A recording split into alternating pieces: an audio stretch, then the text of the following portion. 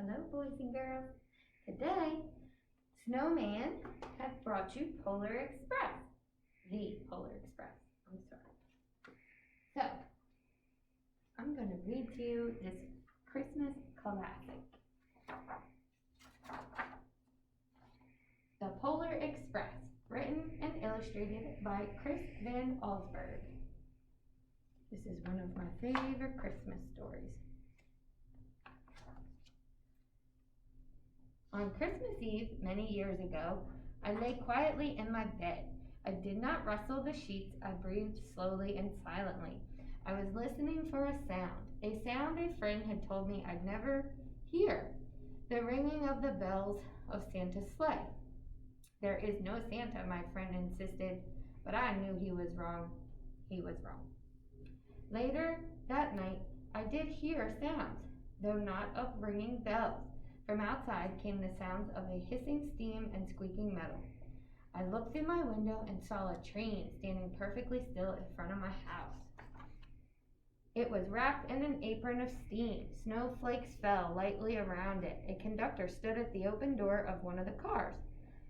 He took a large pocket watch from his vest and looked up at my window. I put on my slippers and my robe. I tiptoed downstairs and out the door. "All aboard!" the conductor cried out. I ran up to him. "Well," he said, "are you coming?" "Where?" I asked. "Why, to the North Pole, of course," was his answer. "This is the Polar Express."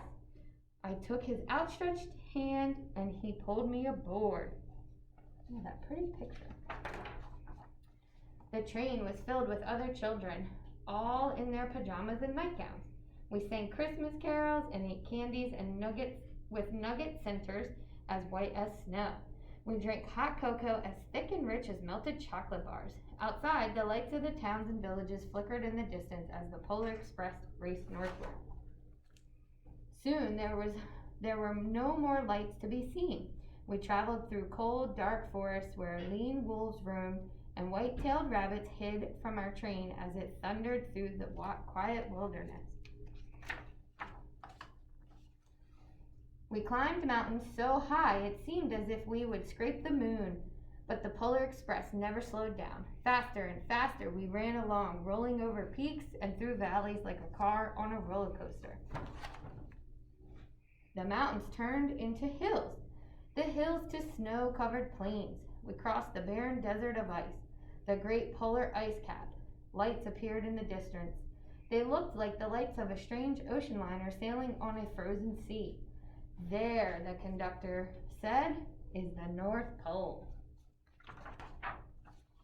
The North Pole was a huge city standing alone at the top of the world, filled with factories where every Christmas toy was made. At first, we saw no elves. "They are gathering at the center of the city," the conductor told us. "That is where Santa will give the first gift of Christmas." "Who receives the first gift?" we all asked. The conductor answered, "He will choose one of you." "Look!" shouted the children. "The elves!" Outside we saw hundreds of elves. As our train drew closer to the center of the North Pole, we slowed to a crawl. So crowded were the streets with Santa's helpers. When the Polar Express could go no farther, we stopped and the conductor led us outside. We pressed through the crowd to the edge of a large open circle. In front of us stood Santa's sleigh. The reindeer were excited. They pranced and paced, ringing the silver bells that hung from their harnesses. It was a magical sound, like nothing I'd ever heard. Across the circle, the elves moved apart, and Santa Claus appeared. The elves cheered wildly. He marched over to us and, pointing to me, said, "Let's have this fellow here." He jumped into his sleigh. The conductor handed me up. I sat on Santa's knee, and he asked, "Now, what would you like for Christmas?" I knew that I could have any gift I could imagine, but the thing I wanted most for Christmas was not inside Santa's giant bag. What I wanted more than anything was one silver bell from Santa's sleigh. When I asked, Santa smiled. Then he gave me a hug and told an elf to cut a bell from the reindeer's harness. The elf tossed it up to Santa. He stood holding the bell high above him and called out, "The first gift of Christmas!" A clock struck midnight as the elves roared their approval. Santa handed the bell to me, and I put it in my bathrobe pocket. The conductor helped me down from the sleigh. Santa shouted out the reindeers' names and cracked his whip. His team charged forward and climbed into the air. Santa circled above us once and then disappeared into the cold, dark polar sky. As soon as we were back inside the Polar Express, the other children asked to see the bell. I reached into my pocket, but the only thing I felt was a hole. I had lost the silver bell from Santa Claus's sleigh. "Let's hurry outside and look for it," one of the children said. But the train gave a sudden lurch and started moving. We were on our way home. It broke my heart to lose the bell. When the train reached my house, I sadly left the other children.